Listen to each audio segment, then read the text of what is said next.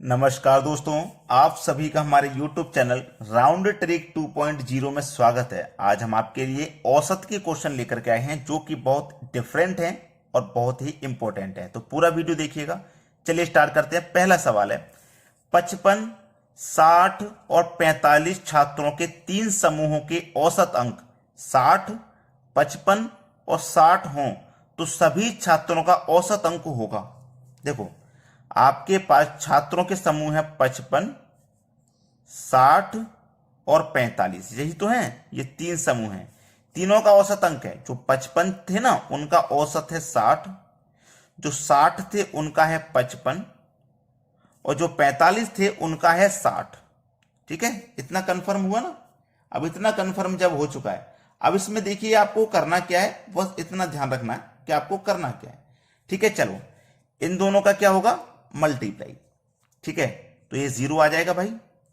6 पंजे 30 का 0, कैरी का 3, 6 पंजे 30 और कैरी का 3 33। इन दोनों का मल्टीप्लाई किया, बिल्कुल सेम ऐसे ही इनका भी मल्टीप्लाई करेंगे। तो देखो, ये 60 मल्टीप्लाई 55 था, ये 60 मल्टीप्लाई 55 है, तो सेम यही आ जाएगा 3300, सेम यही आ जाएगा। ठीक है, प्लस अब इनका भी मल्टीप्लाई करो तो ये 0 आएगा लास्ट में। 6 पंजे 30 का 0, कैरी का 3, 6 चौके 24 में कैरी का 3 जोड़ेंगे 27 हो जाएगा।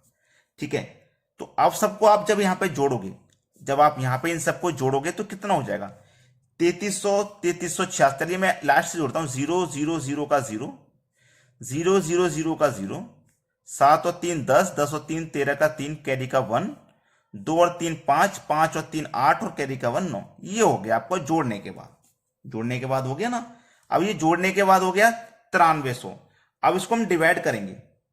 ठीक है, इसको क्या करेंगे, हम डिवाइड करेंगे। डिवाइड कितने से करेंगे, देखो हमारे पास कितने छात्र थे, 55, 60 और 45 छात्र के तीन समूह थे। तो तीनों समूहों का योग कितना हो गया, 55।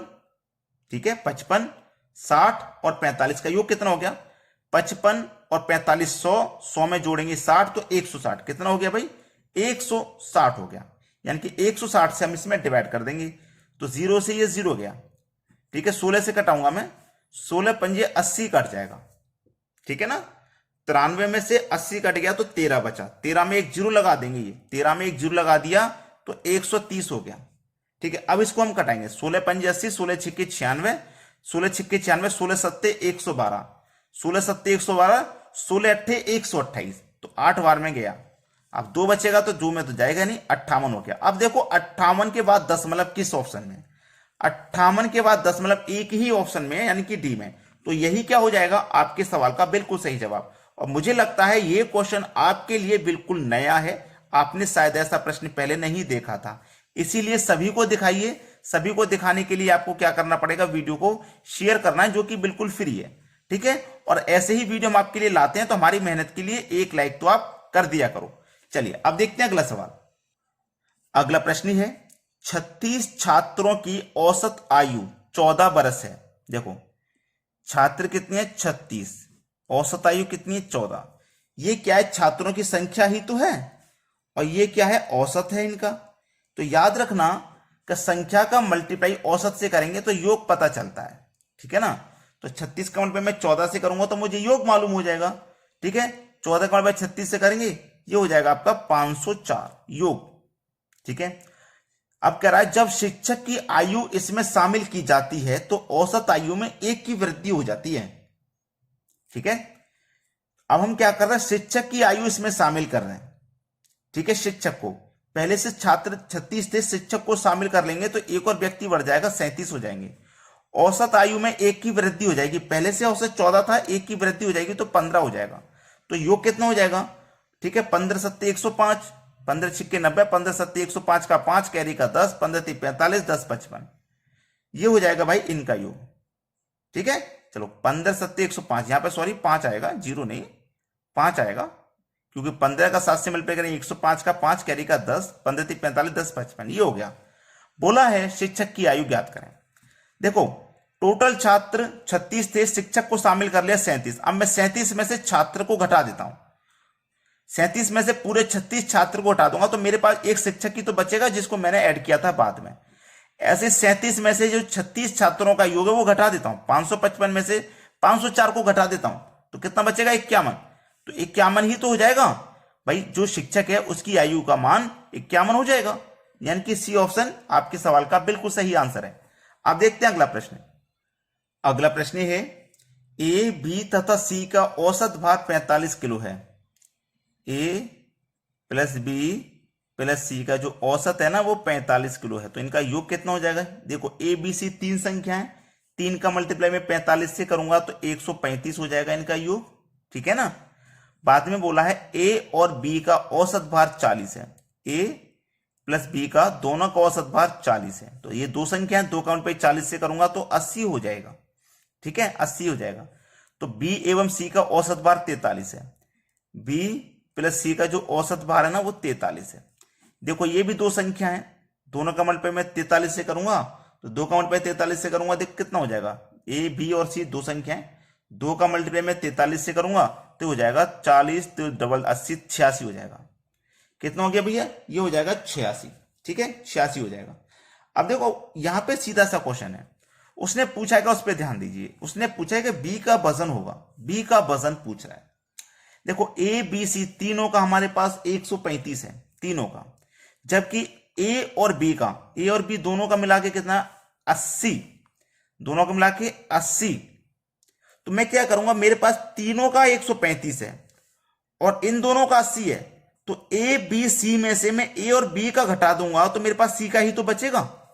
मुझे कंफर्म हो गया ना, सी का बचेगा। तो चलिए मैं 80 को घटा देता हूं, तो 135 में से 80 मैंने घटा दिया तो मेरे पास कितना बचेगा? 135 में सी आएगा तो 35 ये और 20 वो 55 बचेगा, ठीक है, 55 बच गया मेरे पास। ये किसका मान है? सी का मान है ना 55, ये मेरे पास सी का मान है 55। क्लियर है इतनी बात? अब देखो ए और बी का 80 है, ए और बी का 80 है, क्लियर है इतनी बात, ए और बी का 80 है। चलिए यहां पे समझिए प्रश्न क्या कह रहा है। बी और सी का कितना है? 86 है, बी और सी का 86 है, और ये जो 55 है ना ये किसका? सी का। तो मुझे अच्छे से पता है कि सी का मान 55 है, तो मैं बी और सी में से सी का घटा दूंगा तो बी का बचेगा, सी का घटा दूंगा भाई, 86 में से सी का घटा दूंगा जो कि 55 है, दोनों में से बी और सी में से सी का घटा दूंगा, बी का बचेगा। तो 6 में से 5 जाएगा 1, 8 में से 5 जाएगा 3, 31 बचा। ये 31 किसका मान है? बी का मान है। 31 दिया गया आपके डी ऑप्शन में। तो कंफ्यूजन खत्म सारा, इन प्रश्नों का भी कंफ्यूजन खत्म, आसानी से बना पाओगे अब। चलिए अब देखते हैं अगला सवाल। अगला सवाल है 5 संख्या का औसत 27 है। संख्या कितनी? 5, औसत कितना? 27। तो योग कितना हो जाएगा? मैंने बोला है संख्या का मल्टीप्लाई औसत से करो तो योग मालूम हो जाता है। 5 सत्ते 35 का 5, कैरी का 3, 5 दूने का 10, 10 में 3 जोड़ देंगे 13, 135 हो गया योग। एक संख्या निकालने पर औसत 25 हो जाता है। पहले से संख्या 5 थी, एक निकाल देंगे तो 4 हो जाएंगी, औसत हो जाता है 25, तो योग कितना हो जाएगा? 100। तो निकाली गई संख्या क्या है? एक संख्या निकाल दी। देखो 5 संख्याओं का योग 135, 4 का 100, 5 में से 4 का घटा देंगे तो एक का ही तो बचेगा, तो जो घटाई गई संख्या थी उसी का बचेगा। कितना बचेगा? 35 बचेगा। यानी कि डी ऑप्शन हो गया सही जवाब। अब देखते हैं अगला सवाल। अगला प्रश्न है 15 अवलोकों का माध्य 15 है, यानी कि संख्या 15 है, माध्य का मतलब औसत होता है, औसत भी 15 है, तो योग कितना हो जाएगा? 225। संख्या का मल्टीप्लाई औसत से करेंगे, योग मालूम हो जाता है। यदि प्रत्येक अवलोकन में से 3 को घटा दिया जाए, प्रत्येक में से क्या करेंगे भाई? 3 को घटा दिया जाए तो नया औसत क्या होगा? ये बहुत अच्छा सवाल। हमारे पास अवलोक कितने थे? टोटल 15 थे, ठीक है ना। वो कह रहा है 3 को घटाने की बात कर रहा है ना, तो 3 से मल्टीप्लाई कर देना इस 15 का। 15 त्रिक का कितना हो जाएगा? 45, ठीक है ना। 15 त्रिक का कितना हो जाएगा? 45। तो 225 में से हम क्या करेंगे? इस 45 को घटाएंगे, ठीक है। कितना बचेगा? 225 45 घटा दिया, 180 बचेगा, है ना, 180 बचेगा, 180 बचा। अब बोला नया औसत क्या होगा? तो ये जो 15 संख्या थी ना, इनका नया औसत, तो 15 से इसमें डिवाइड कर दो, पता चल जाएगा नया औसत क्या है? 12। ये हो गया सवाल का सही आंसर 12, जो कि बी ऑप्शन में। तो आपने लाइक नहीं किया ना अभी तक वीडियो, तो लाइक कर दो भाई, इतना काम कर दीजिए। और नए हो आप, चैनल को सब्सक्राइब नहीं किया है तो सब्सक्राइब कर लें, ताकि आपको जानकारी इसी तरीके से मिलती रहे और आपकी तैयारी बहुत अच्छे से हो पाए। वीडियो देखने के लिए बहुत बहुत धन्यवाद।